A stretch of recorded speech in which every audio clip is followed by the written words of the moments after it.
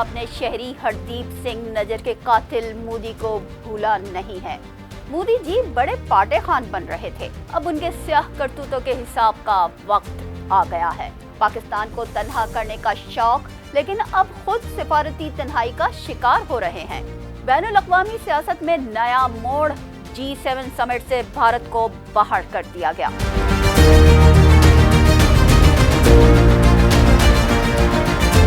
International कातिलों के सरपरस्त नरेंद्र मोदी को G7 सरबराह conference में दाखिले की इजाजत नहीं मिली।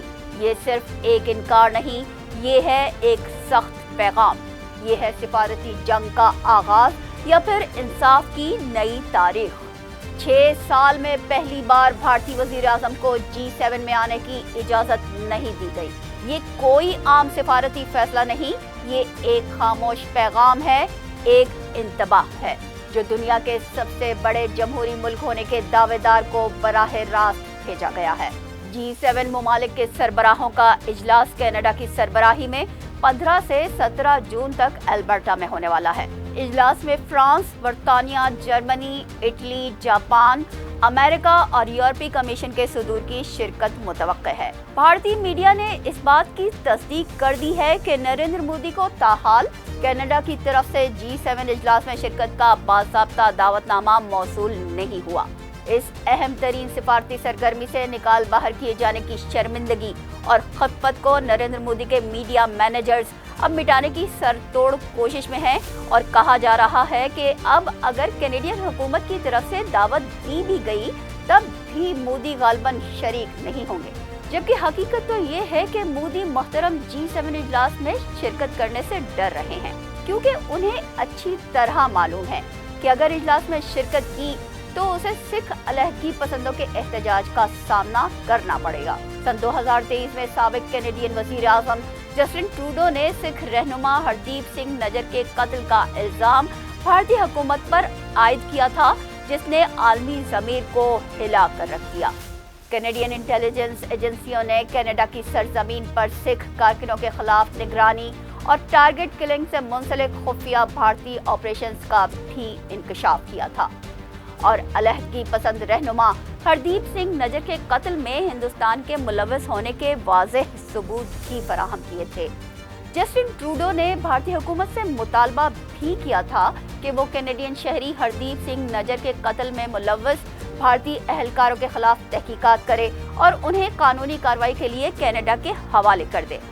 लेकिन मोदी जी के कान पर तो जूं तक नहीं रेंगी और जब G7 ममालिक का सरबराही इजलास भारतीय मकबूजा कश्मीर में हुआ तो प्राइम मिनिस्टर जस्टिन ट्रूडो को न सिर्फ ये कि ड्यू प्रोटोकॉल फराहम नहीं किया गया, बल्कि दीगर आलमी रहनुमाओं के मुकाबले में जस्टिन ट्रूडो का इस्तकबाल कम सतह के अहलकारों ने किया, जो कि सिफारती आदाब की सरीहन खिलाफ वर्जी है। प्राइम मिनिस्टर जस्टिन ट्रूडो ने नरेंद्र मोदी से आमना सामना होते ही नजर के कातिलों के खिलाफ कार्रवाई की डायरेक्ट डिमांड कर डाली।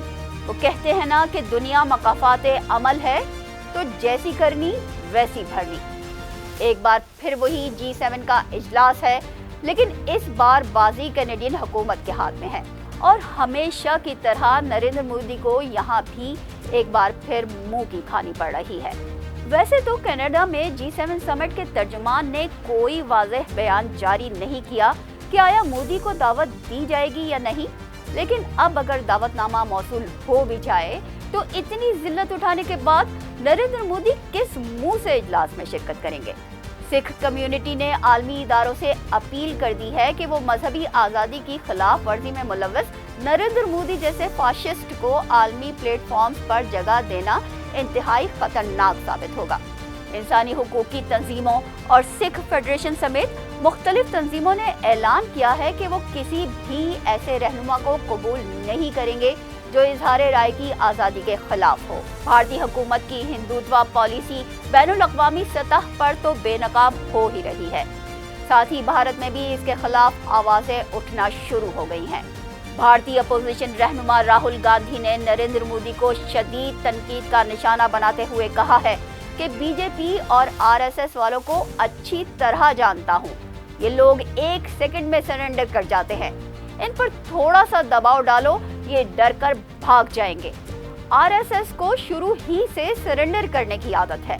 जैसे ही उधर से ट्रंप ने एक इशारा किया और फोन उठाकर कहा कि नरेंद्र जी सरेंडर, और मोदी जी ने जी हुजूर करते हुए ट्रंप के इशारे की तामील कर दी, क्योंकि उन्हें सरेंडर करने वाली चिट्ठी लिखने की आदत पड़ गई है।